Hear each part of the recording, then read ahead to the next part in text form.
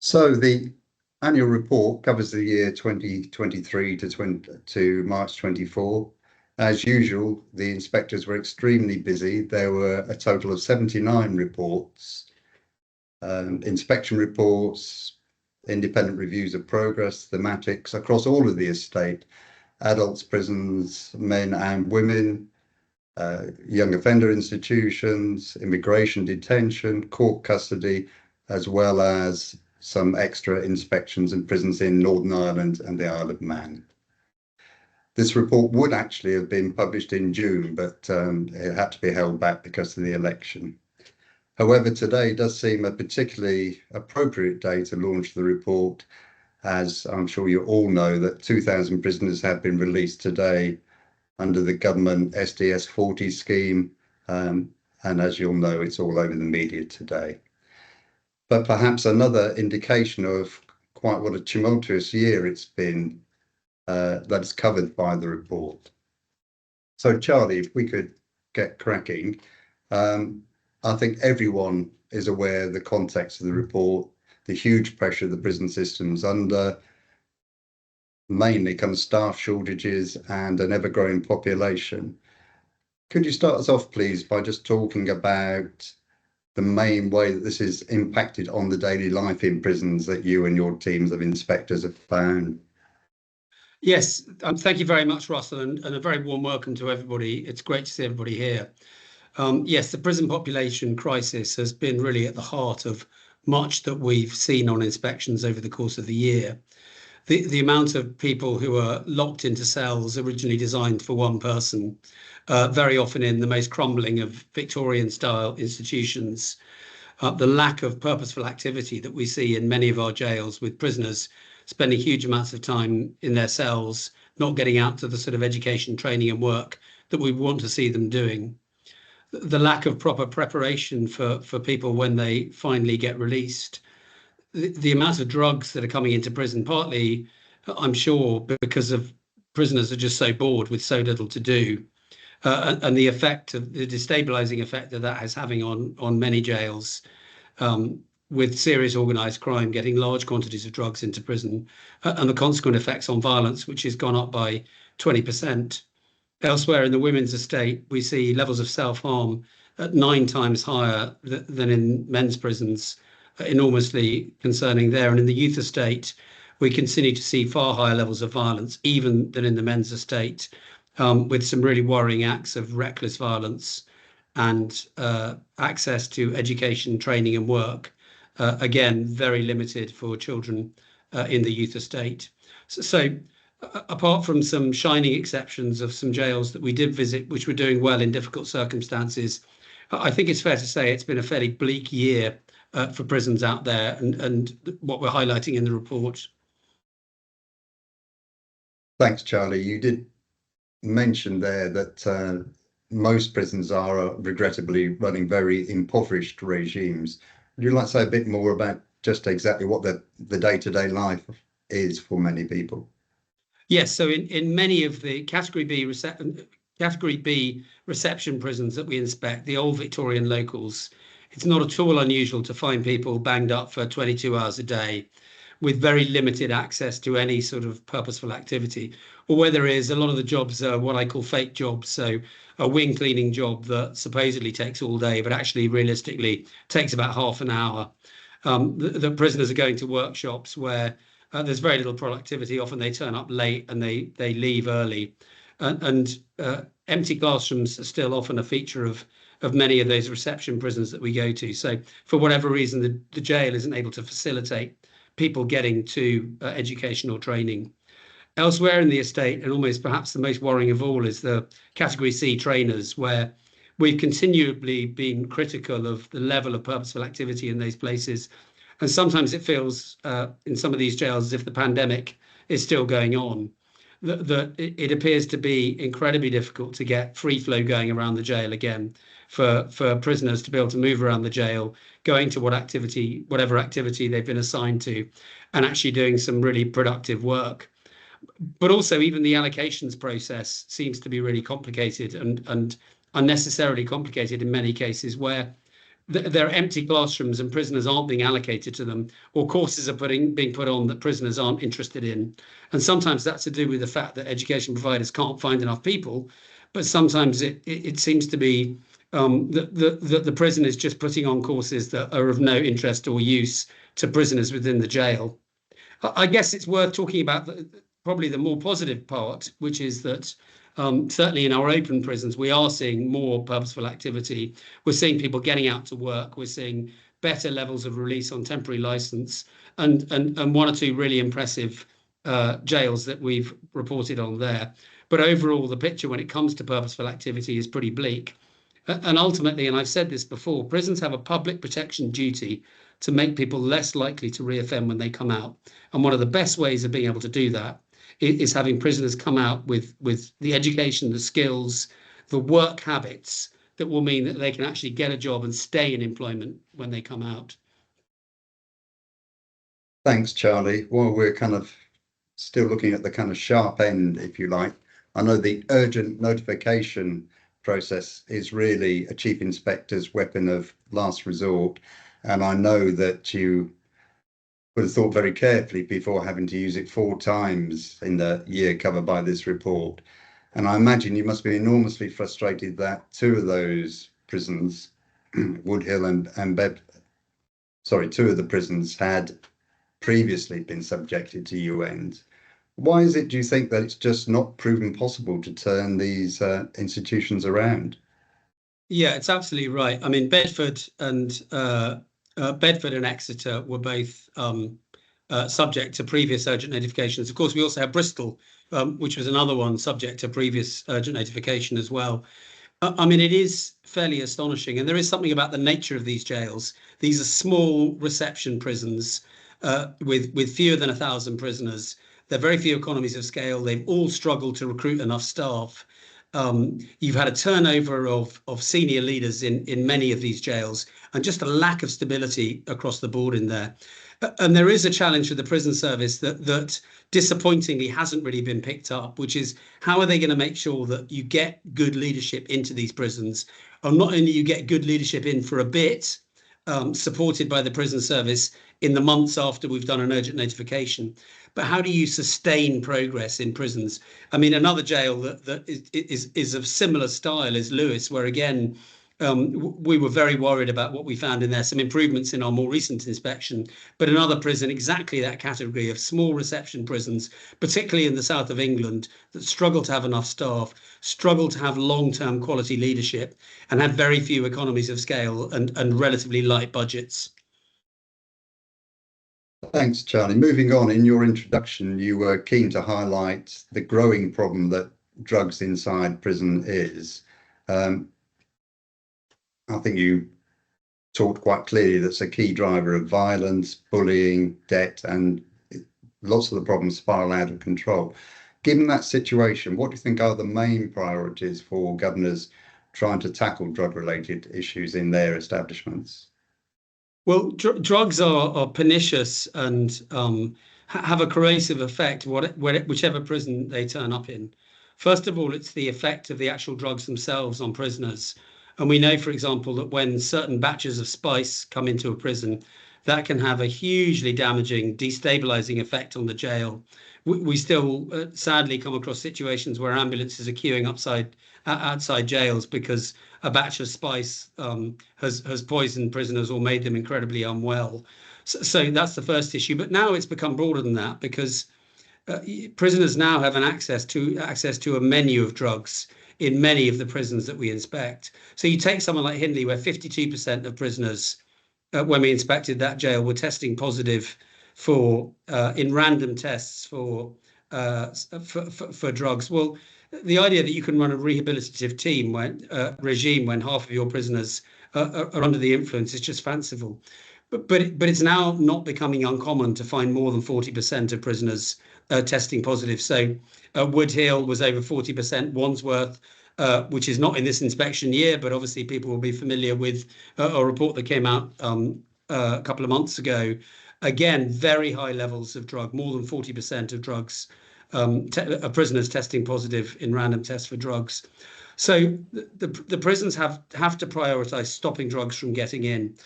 And what we're seeing is they're up against sophisticated organised crime who are making a lot of money out of bringing drugs into prison. So recently we inspected HMP Garth, where prisoners are burning through Perspex windows with the elements from their kettle in order that drones can make deliveries into individual cells around the place.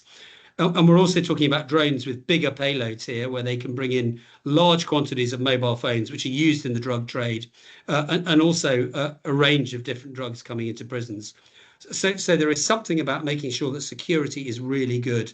Often the gate security when we go into prisons is fairly limited, staff not being routinely searched. That deterrent effect of having bags checked every day often doesn't take place.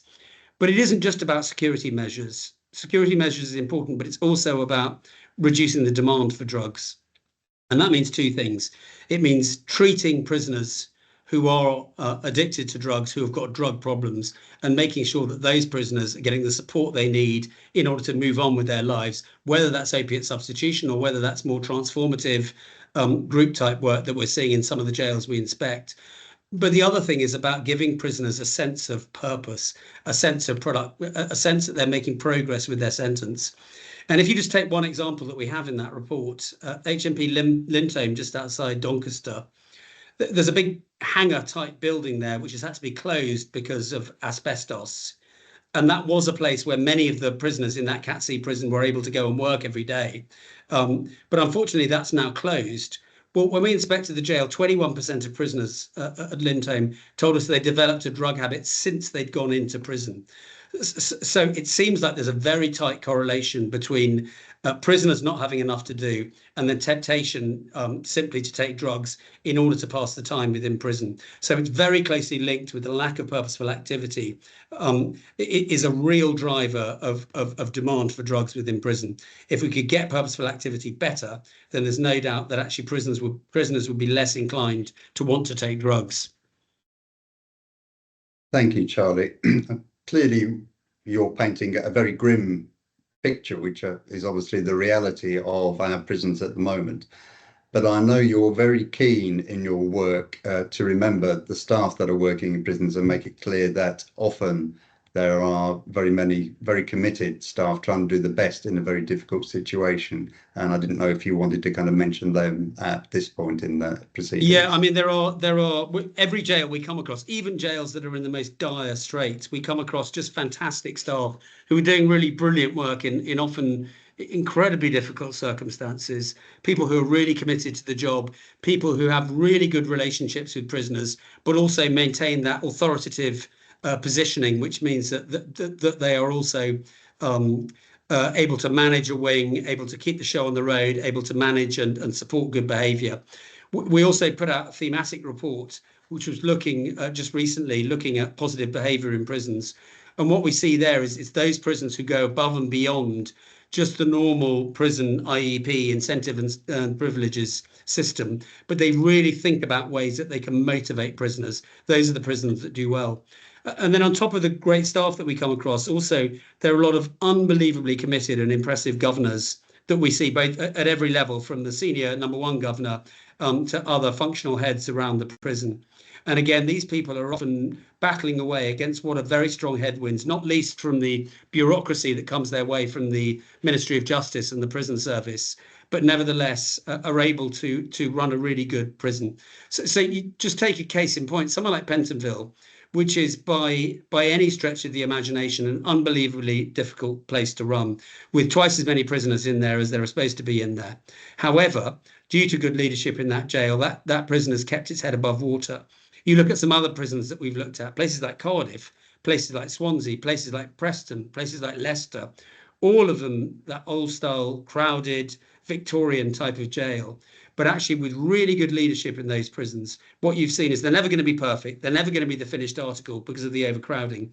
But good leadership is able to keep those places, keep the show on the road and make them into productive places where prisoners and staff feel cared for. Thanks, Charlie. And I know you were keen to focus on some of those better prisons, because I guess when everyone's under strain, it's often easier to find a prison that's doing things right and think, right, I'd like to be more like that. How can we be more like that?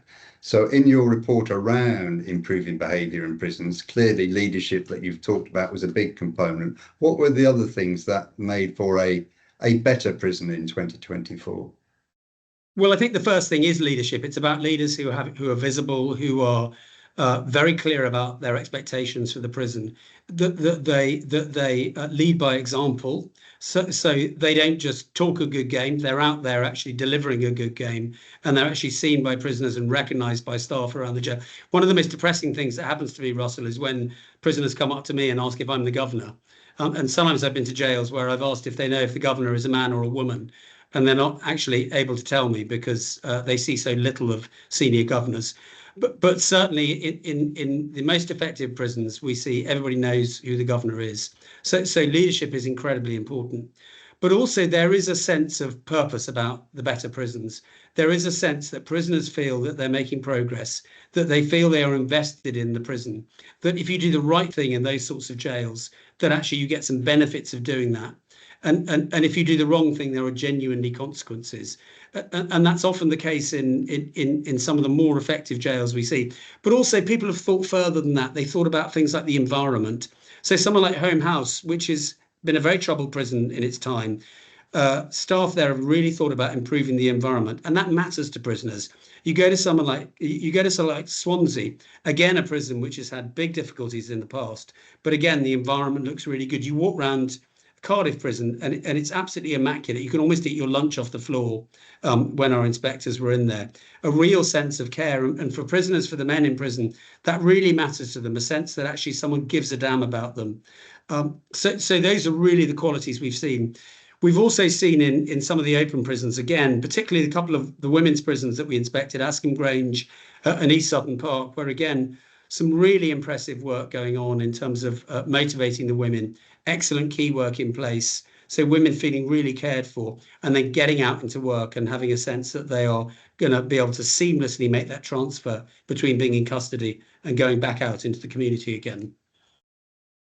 Before I ask you a bit more about those women's prisons, because I know you found a lot to praise around those women's open prisons, can I just encourage people to say this is an opportunity to ask your questions direct to Chief Inspector Charlie Taylor. So please just use the Q&A on the Teams toolbar and send your question in, and hopefully we'll have time to get to it.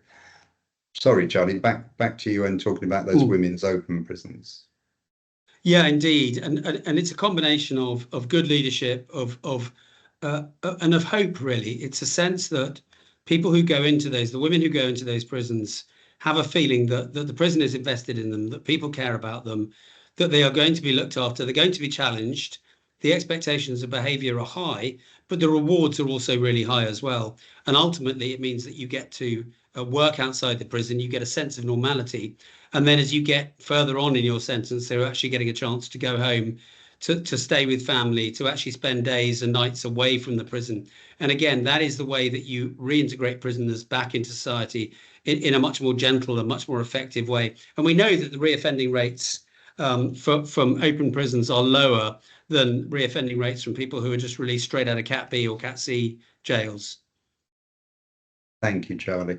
Alongside all the reports you do about individual institutions, you also do thematic reports on kind of key issues. And I know this year you did a report focusing on the delays in transferring people who are really mentally unwell and shouldn't be in prison into the health sector, the secure health sector. This has clearly been a problem going back for years and years, but it does feel that it's perhaps getting worse. What's the answer, Charlie? How can we try and make progress on this difficult issue? Well, we're back here to the slightly more depressing aspects of this report, I'm afraid, and we find in almost every jail that we go into, there is somebody in the segregation unit who shouldn't be there. There's someone in the segregation unit who should be in hospital. They're incredibly unwell. They're suffering from symptoms very often of schizophrenia. They're a danger to other staff, and they're often to other prisoners, and they're often dangerous to staff, and they're often a serious danger to themselves as well. And these are people who should be patients in a hospital rather than languishing in a prison. Prison officers are not trained to care for people who are acutely mentally unwell. They do their best in often incredibly difficult circumstances. They don't have the benefits of the Mental Health Act, whereby they can enforce the taking of medication in a way that can be done in hospital. So really what you have is unqualified staff doing their best, looking after prisoners who are very unwell in conditions that are wholly unsuitable. And we come across that wherever we go, in the men's estate, in the women's estate, and sadly too often in segregation units. People who are unwell enough to need to go to hospital should be transferred within 28 days. And there is a clear process for that to happen. Sadly, in this thematic piece of work that we did, we found that only 15% of prisoners actually made that transfer into mental health facilities within the 28 days. And that wasn't necessarily dependent on how serious people's conditions actually were. We found the longest ones that we've seen were waits of over a year for people to be able to finally get a place in the hospital. And of course, what's happening is, if very unwell people are in hospital, just as if you had a physical illness, people get worse. They deteriorate while they're in the wrong environment and while they're not getting the treatment. So what we want to see is a speeding up of transfer times. And some of this is to do with not having enough available beds, but some of it isn't. Some of this is the rub between the NHS bureaucracy and the prison service bureaucracy, and just simply failing to make sure that processes work in a more routine way. There's also a lack of advocacy for some of these very unwell people. It's fine if there are family members around who are able to at least to lobby on their behalf a bit, but many of these prisoners don't have those supported networks of family, and there aren't the sort of community support that you would get if people weren't in prison. So it makes for a very risky situation. It makes for a risky situation in prison, and it means that concerningly, we've just got some very unwell people in conditions in which they shouldn't be held, and often spending far too long in there. Thanks, Charlie. And picking up your point that particular problem is partly, but not totally, about resources. When we move to look at children in custody, your report highlights the fact that we spend well over £300,000 per child place, a child in custody, and yet you still found drift and decline in conditions and services. Clearly, this doesn't seem to be primarily a resource issue. What seems to be the problem, and how can it get better, do you think?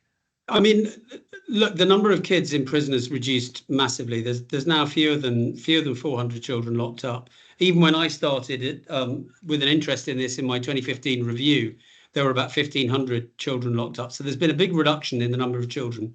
And some of those children in prison are looking at very, very long sentences, although we're still seeing children going in for short periods of time on remand as well. But we went into Cookham Wood, which was in a really appalling state during this annual report cycle. And we found that despite the fact there were only 77 boys in the jail, there were 24 senior leaders in that prison. So senior leaders were falling over each other, and yet there weren't enough frontline prison officers, despite there being more than 350 staff in that particular jail. So there is something about the way that resources are being used. There's something about making sure that the staff are being trained properly. And what we saw at Cookham Wood was a gap, as we see often, between the needs of the children who are locked up and the capabilities and the training and the ability of the staff. And then that gap, sadly, is often filled by violence, and often levels of reckless violence that we sometimes see between groups of children. We also found at places like Cookham Wood, but also elsewhere, levels of segregation that are very concerning. Some of these jails are still continuing to run what they call keep apart lists, which is where in some circumstances you can understand why perhaps two individual prisoners can't mix, because maybe one's committed a serious offence against a family member of another.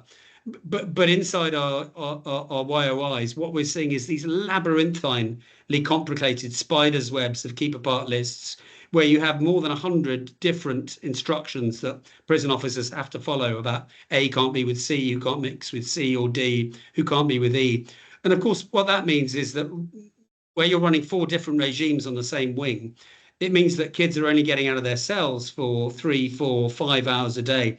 In fact, quite honestly, apart from Pike Park YOI in South Wales, in the public sector, the three public sector YOIs that are now left, kids are lucky if they get 6 hours out of their cell a day.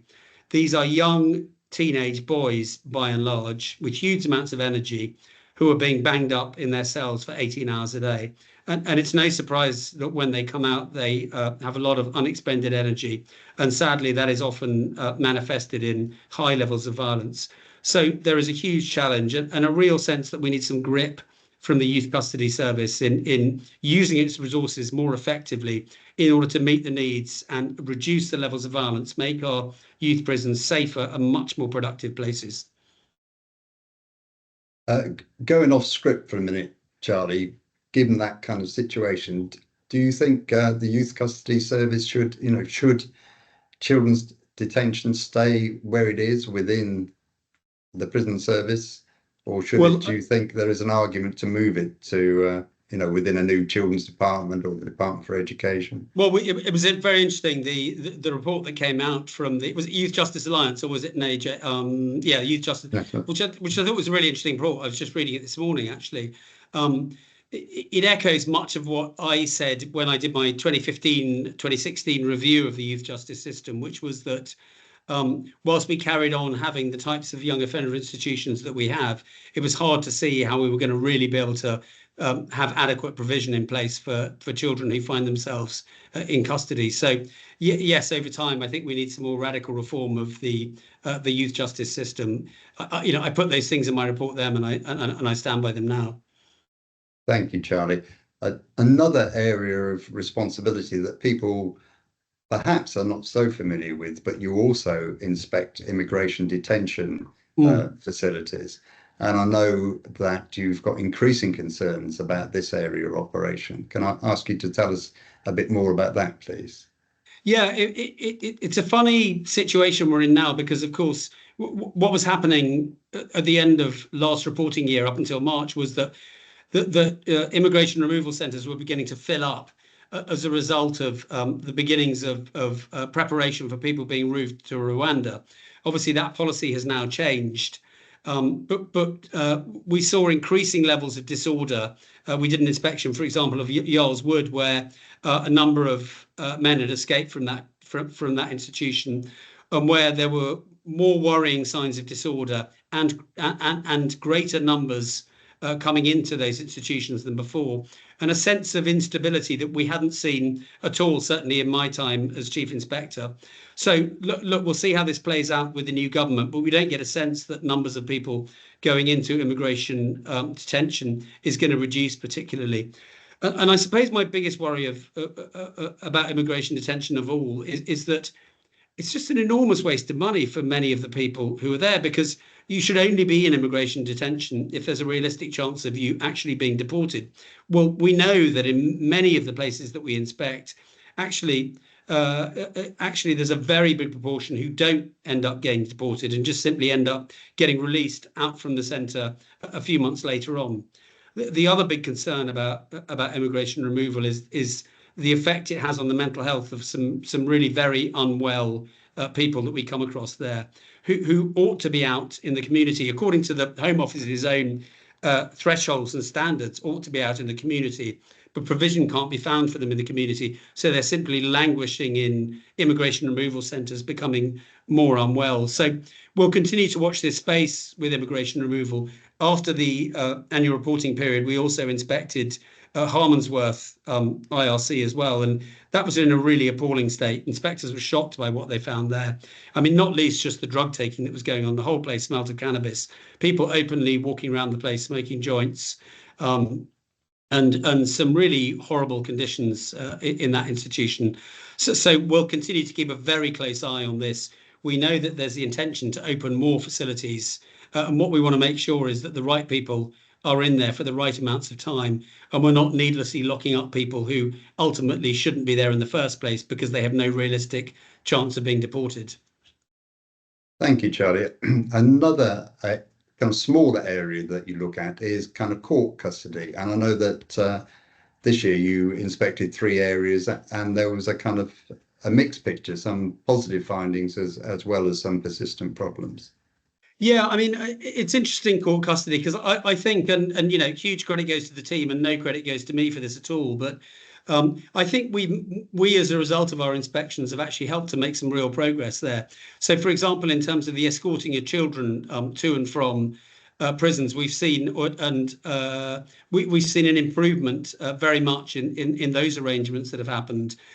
We've seen better safeguarding standards than we used to see in the past, and we're seeing better joined up working between the different agencies within court custody. But nevertheless, and also some really good high standards of care, some really brilliant staff working in some pretty grim conditions actually to look after people who are in court custody. But I think what we also report on often is the bleak conditions. You know, these tend to be fairly Victorian cells, often stuck underneath the courts up above them, and conditions aren't always particularly nice. I think the other things that we've seen improve are access to healthcare in some cases. But what we're still worried about is some of the delays that happen to take place with release. So people spending much too much time waiting to be released, even when they've been let out by the court. So I think generally it's a more positive picture in court custody, but there's certainly a way to go with some of the conditions in some of the cells there. As we said at the start, this report was due to be published in June, but the election got in the way. So obviously we have a new Justice Secretary, a new Prison Minister. What would be your key messages to those ministers to try and turn around what is quite obviously a service in crisis at the moment? Well, I think there are three real main issues. The first, obviously, is the population crisis. And I think the government has taken some steps to deal with that with the SDS 40 early release. But in the longer term, there's more that needs to be done in terms of prison population, that at the moment, the projections still look incredibly tight for the future between the number of prisoners who are expected to come in versus the number of places available. So I think that's the first concern. The second concern is about drugs and about the amount of drugs that are getting in, either over the wall through drones or through staff corruption or other ways coming through the gate. But nevertheless, that's a very big worry. And then finally, and I think this is the most fundamental thing, is that we need a prison system that reorientates itself towards purposeful activity, that really focuses on giving the prisoners the kind of skills that they need so that when they come out from jail, they're able to resettle back in society and get on with their lives, rather than this revolving door that sadly is all too common in many of the jails that we inspect. Thanks, Charlie. I think you've crammed in a lot into those initial questions. People will be glad to know now that we're opening it up to questions. So do please put your questions in via the Q&A. We have a couple of questions on the related theme, really, of you've spoken a lot about leadership, but how do we help our leaders lead? So your peer, really, your colleague, Adrian Usher, the Prisons and Probation Ombudsman, asks about, can HMPPS support new leaders in particularly more with a quality leadership course at every rung of the promotion? And perhaps to go with that, perhaps you'd like to answer the two together. John Podmore has picked up the fact that you said lots of governors are struggling with the amount of bureaucracy and what can practically be done. You know, we talk a lot about governor autonomy. It's been spoken about by a number of administrations, but we don't seem any closer to kind of letting prison governors kind of do the best that they can do. Yeah, I mean, it's such a good point. And, you know, I came from an education background. I was a head teacher, and it still astonishes me the level of freedom that I had as a head teacher that isn't in the gift of governors who, many of them have got far more experience than I ever did. And it feels like they're constrained by a system that sometimes appears almost to be working against them. They are able to achieve their successes, it feels, in spite of the system rather than because of a system that enables them. They spend vast amounts of time chained to their desk doing what are very often quite trivial HR processes. Some of the procurement exercises that they have to go through just in order to get some of the basics that they need into a prison, which could easily be within their gift, are extraordinarily overcomplicated. And we frequently complain about governors not getting around their jails enough. But I think the prison service also needs to think about the way in which enables governors to do their job properly. Governors complain about having to do endless returns to the centre without really getting any sense of what they're doing it for or what's going to come back from it. So a way of giving governors more responsibility, but also accountability for some of the services that go on within their prisons as well. So at the moment, the commissioning of works is very often done centrally. The commissioning of healthcare is done centrally. The commissioning of education provision is done centrally. And governors often feel helpless in the face of just managing all these different contracts that are for which the levers that they have are fairly limited. And I think then Adrian makes an incredibly important point, which is that there's very little training at all for governors. If you become a governor, there's no training in place for you. So you may be able to sign up for various sorts of other courses. But having talked to lots of governors recently, most of them do their training as a kind of self-service exercise. There isn't anything that's particularly in place from the prison service. If you go down the hierarchy of prisons, custody managers, the absolute key people within the prison service, the people who translate the governor's vision into what actually happens on the wing, no training happens for them at all. I spent earlier on this year a day with the military, looking at the way in which sergeants were trained in the Royal Military Police. And the contrast with the prison service was really astonishing. The amount of thought and effort that went into these people, the sense that it was a really important role, and therefore it was really worth investing in getting the training right. There is no training for custody managers at the moment within prisons. So prison governors, people who work in prisons make these career steps, but they make these career steps without getting the support they need.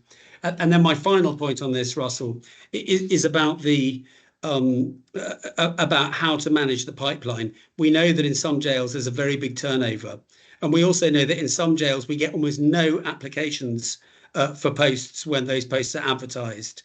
And I think it's incumbent on the prison service to really think about succession planning better.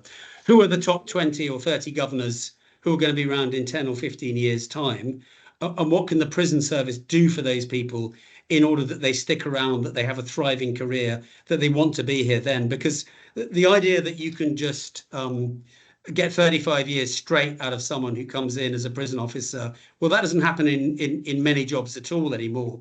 So how do you offer people the sort of career that gives them the opportunities that they want, but also means that you get the very best people coming up to be prison governors later on? Yes, I think that's always a key point for organisations. Can we keep our best people? Because typically more able people are more committed, more interested, more motivated, more likely to go and find a job elsewhere if they're not being given the chance to use their talents in the workplace. Absolutely.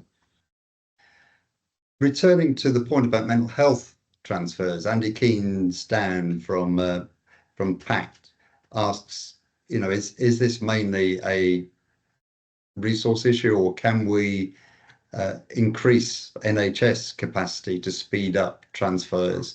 And would that make a big difference to not just the prison population, but also, the very sad, still quite large number of self-inflicted deaths that take place in prison?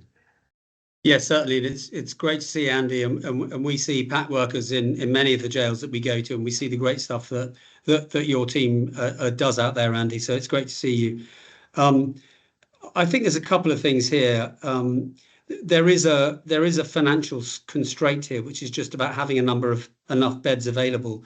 But I think part of the issue for having beds available is that there's often a lot of bed blocking at the other end. So former prisoners go into hospital as patients, and they're unable to return back to prison because conditions in prisons are so poor that there is a concern that their condition will simply deteriorate. So as well as making sure that the structures are in place, as well as making sure the bureaucratic processes are streamlined, as well as making sure that prison isn't used just as a place of safety, for people who are acutely unwell. There is also something about creating a better environment in our prisons, creating an environment that is mentally healthy. But because there are lots of people who are mentally unwell, but they don't have a clinical diagnosis. There are lots of people who are on the border of potentially becoming much worse, of developing things like anxiety and depression.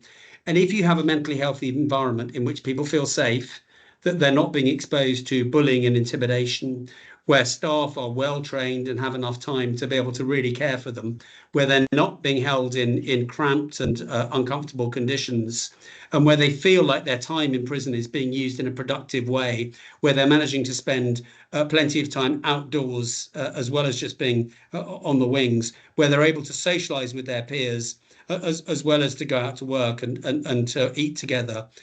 If you get those things right, what you create is a more healthy environment. And if it's a more mentally healthy environment, then you avoid the risk that some of these people will deteriorate to the extent that they need to end up in hospital. And also that it makes the tragic suicides that we still see far too often in prisons, it would make them less likely to take place as well. Those deaths of despair are an ongoing running sore for prisons on what today is actually National Suicide Prevention Day. So it is worth remembering those prisoners, remembering their families, and also remembering the prison staff who have to deal with the aftermath of someone taking their own life as well.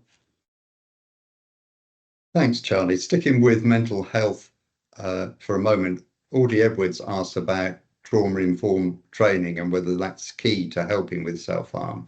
Now, I know that HMPPS would say that everyone does get trauma-informed training, but I've certainly heard a lot of conversations recently around people in the health professions asking prison officers about that. So, oh yes, I've done the training, and then being asked, and what do you do differently now? And there not being many people able to kind of say, well, as a result of the training, I now do this, that, the other. Have you got thoughts on the kind of quality or usefulness or how that can be improved? Yeah, I mean, it's really about having properly well-trained staff, and it's about having an environment that I described, which is a mentally healthy environment.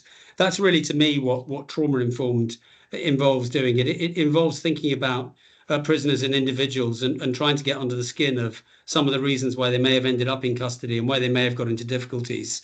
It's about staff keeping prisoners safe, about being authoritative figures who make sure that the rules are kept to and behaviour is generally good.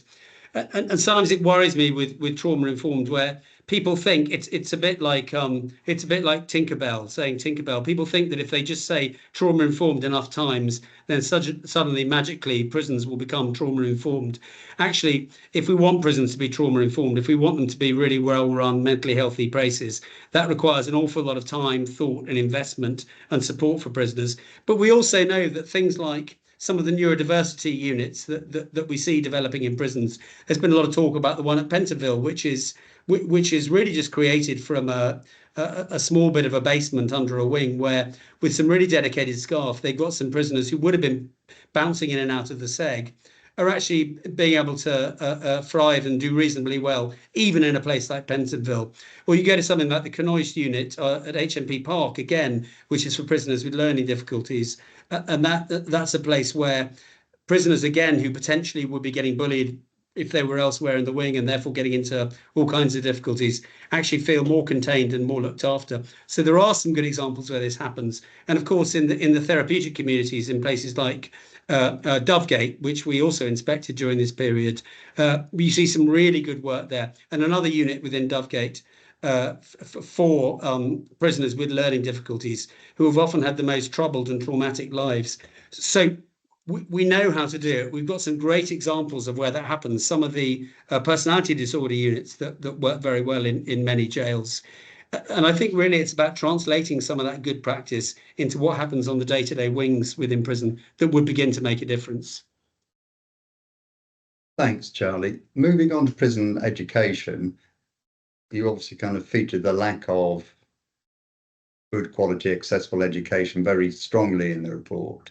And John Collins from the Prisoners Education Trust said, wants to know that well, we know it's 8 years since Sally Coates' review. Everyone endorsed that. Why is prison education stuck, and how can we push it forward to do what it's supposed to do? I think ultimately it's just not prioritised in the way that it could be. I walked into a classroom at HMP Highdown, and there were 3 prisoners in a maths class. And I said to the teacher, "How many prisoners are you supposed to have?" She said, "I'm supposed to have 10 in here." I said, "How many do you get every day?" And she says, "Sometimes it's 10, sometimes it's 6, sometimes it's 5. I never know who's going to walk through the door every day." Well, imagine being a teacher in those circumstances, particularly with a linear subject like maths, where you really need to be there every day in order to be able to make progress. And that's something that we see is incredibly common in prison. Attendance levels in jails are shockingly low, 50%, 60% in many cases. I mean, if this was a school, you would be closed down. You'd have serious questions being asked about you if your attendance rate was dropping below 93, 94%. Ofsted would be having some serious questions to ask of you. And yet very often in prisons, it feels like there's a collective shrug when it comes to getting prisoners to education, training, work, those sorts of things. And that for me is a huge concern. So it is something about really making education a priority. Out of 32 male closed prisons that we inspected last year, only of those, only 2 of them were either good or reasonably good for purposeful activity. That is our persistently lowest scoring bit of our inspections that we do. And it always has been, ever since the inspectorate was founded, ever since David Ramsbottom introduced the healthy prison tests in, I think, 2001. And it's because I think across the board, there is a sort of collective shrug about the importance of education. And I don't think it's acceptable. And I think we need to get prisoners into work, into training, into education. For goodness sake, teaching them how to read so that when they come out from jail, they've at least got a chance of getting on with their lives successfully. Charlie, we mentioned at the start that today is early release day, and I know that you've already, because clearly we've had early release going on for the last year or so, you've already had inspections in which you've found prisons with people that were released early but were back very quickly, recalled, often because of lack of housing. John Plummer wants to ask about this question and saying what more can be done, both by the prisons, but obviously external other agencies, to try and stop this part of the revolving door. Well, it's great to see John, and I know he works tirelessly in order to find suitable accommodation for prisoners. It is a real difficulty. It is hard to find places for prisoners to stay, and it's particularly acute in some parts of the country. So some jails we go to can do reasonably well with rehousing prisons. Often we find that open prisons are also able to do a better job where there's more of a focus on thinking about things like housing and what's going to happen to people when they come out. But very often, you take somewhere like Bedford, where 30% of prisoners were leaving that jail street homeless. The chances of those prisoners not coming back into jail is unbelievably low. Prisoners leading chaotic lifestyles who are almost certainly going to breach the terms of their license and find their way back in again. And also many prisoners, even if they're going out to accommodation, that accommodation is unstable. So prisoners going into approved premises where they may only be spending 8 weeks before, again, they potentially are out on the streets again, or prisoners going out and sofa surfing or staying on the floor of friends, but really in accommodation that isn't sustainable. So I think having good, safe accommodation for prisoners is one of the, I mean, I think there are 3 critical things that are going to give you a hope when you come out from prison. The first is about having good, safe, stable accommodation. The second thing is about having your healthcare needs met, whether that's substance misuse, mental health difficulties, or physical health. And the third thing is about having something productive to do with your time.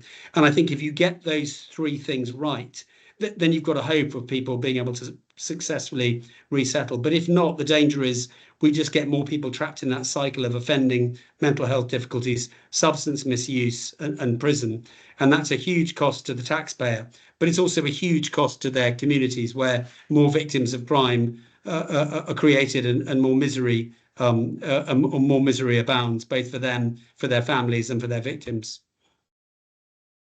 Thanks, Charlie. A big theme in the report, I think, is people's living conditions, and the actual infrastructure of many establishments is getting worse. And Rob Allen, who I know has been campaigning on this for some time, raises the issue about fire safety, the spectre that we will have a serious fire in which lives are lost. I know there were a big increase of 82%, Rob tells us, in the number of call outs to the fire brigade in the last year. How can we, given the pressures the system's over, how can we ensure that fire safety isn't completely kind of lost? Yeah, I mean, there is a lot of fire safety work going on in prisons, which, thankfully has been a good thing. Actually, sadly, as a result of it, we've seen the condemning of some accommodation that was a bit rackety, but actually, particularly in some of the women's prisons at Downview and at Eastwood Park, which had to be condemned because it wasn't fire safe. But certainly it's incredibly important that prisoners are kept safe, and it's important that mechanisms are in place in order to be able to do that. There are better detection systems than there have been in the past. But again, this comes back to that sense of despair that prisoners have, that sense that people are feel that they're not making progress, feel so hopeless and helpless that they're prepared to just set fire to their cells, really just as a manifestation of that deep despair that they have. And I've just seen that Bishop Rachel has mentioned a fourth component, which I absolutely agree with, which is about a meaningful and healthy relationship with someone for when prisoners come out. So yes, absolutely right, Bishop Rachel. I couldn't agree more. I'm going to try and squeeze in 3 or 4 more questions, Charlie. So Keith Fraser, the chair of the Youth Justice Board, is obviously talking about children in custody. Says, do we know the proportion of children in custody who are neurodivergent? Obviously, that's a high proportion, but I think probably more importantly, what's working well for those children? What are there examples of good practice there? Yeah, I mean, we certainly see that the jewel in the crown of the young offender institutions has been Park YOI, which has consistently been able to deliver more successfully than the 3 or the 4 or the now 3 public sector YOIs, where the boys are out of their cells for much longer periods of time, 10 hours a day, including at the weekends, where standards of education are much higher, where there are much better relationships with staff. And these are often very troubled children who've been shipped out of other YOIs around the country, have landed at Park and have been supported into really transforming their lives and transforming their experience in prison because of the dedication of many of the great staff out there in Park. I mean, for example, there's a guy called Jamie who has done some brilliant work. He's a prison officer who works there, who's doing some absolutely brilliant work in supporting kids in his care. He's won multiple awards for the work that he's done at Park YOI. So there is some really good examples of what is required for kids out there. But sadly, and Keith is right, we know that so many of them have got speech and language difficulties, even speech and language disorders, that there are high levels of neurodiversity within there. And therefore, and it's what I talked about before about closing that gap between the skills and the ability and the knowledge of staff and the needs of the children. The smaller that gap is, the more effective the provision in those places will be. Thanks, Charlie. Moving on, another one of your colleagues, Anthony Rogers, Chief Inspector of the CPS Inspectorate, highlights that the issue around remand prisoners, obviously the remand population has literally never been as high as it is today. And asks, are there other options that could be used to alleviate some of the pressure on the system just by dealing with remand prisoners differently?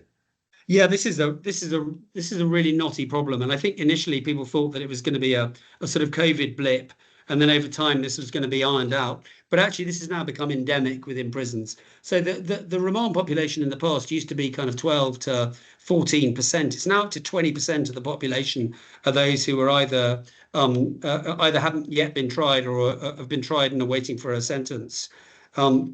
So it's become an enormous challenge. I mean, ultimately, it's a decision for the courts about who gets remanded, and who gets remanded and where they get remanded. And but we know that delays that came from COVID, that to some extent, though I'm more sceptical about this, the barrister strike from last year had some effect on this.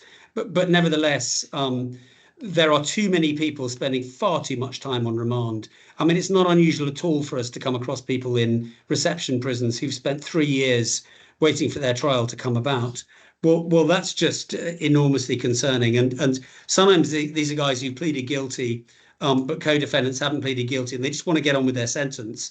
But in other cases, this is people who may ultimately be found not guilty and have nevertheless spent 2, even up to 3 years just languishing away within prisons. So dealing with the remand population, reducing the remand population, but also making sure that remanded prisoners who are the most vulnerable, the most likely to take their own lives, the most likely to be assaulted, the most likely to commit assaults, the most likely to be things like detoxing from drugs. These are often the most risky prisoners, both to themselves and to other people. So making sure the provision is adequate for those prisoners as well, that they get the visits that they should do, that they're able to get into training, work, education, despite the fact that they're on remand. Those things are incredibly important, that they're able to deal with things like finance issues, tenancies that they might have, contracts with the many direct debits that we all have these days, in order that they don't get themselves into more debt while they're waiting for their trial to come about. Thank you, Charlie. I'm minded to end with a rather different sort of question from Rachel Truitt, the Bishop of Gloucester, who's the Bishop for Prisons. And she says, if there was one thing you'd ask of everyone on this call, on the webinar, Charlie, to try to make a difference, what would that be? Oh, wow. I think it's just to spread the word about prisons, to get people thinking about prisons. It's very easy for the public to get into a very punitive mindset when it comes to thinking about prisons. You know, we're all frightened of crime, and nobody likes criminals much. But I think the most important thing to hold on to is that almost everybody in prison is going to come out one day. And what we want is for those people to come out, to be safe, to take care of their families, to work hard, to pay taxes, to avoid getting into the patterns of offending that affected them in the past. And I think it's incumbent on all of us who work in this world to talk about the positives that we see in prison and the possibility for people and for our institutions to be able to change for the better. Thanks very much, Charlie. Just really left for me to say, sorry, John, for not getting to all of your questions. I know that Charlie is going to the PGA conference and we'll be talking to governors about that issue. And I'm sure you'll get a response to the other matter you've raised as well. Just wanted to say, a very big thanks to Charlie for talking so eloquently about what is a very large report on a big body of work at a time of, you know, such difficulty for prisons. And even more than that, really, thank you for everyone today for finding the time to join this and contribute to the event, and obviously for all the work that you're all doing in prisons on a daily basis. So thank you very much. I'd absolutely echo that. Thank you very much, Russell, and thanks everybody for coming, and thank you for the great work that all of you do out there in the system. Very often unsung heroes, doing amazing things in often difficult circumstances. Have a great rest of the day, everybody. Thanks, Russell. Thanks, Charlie. Please send your questions through via that link. We will try and answer as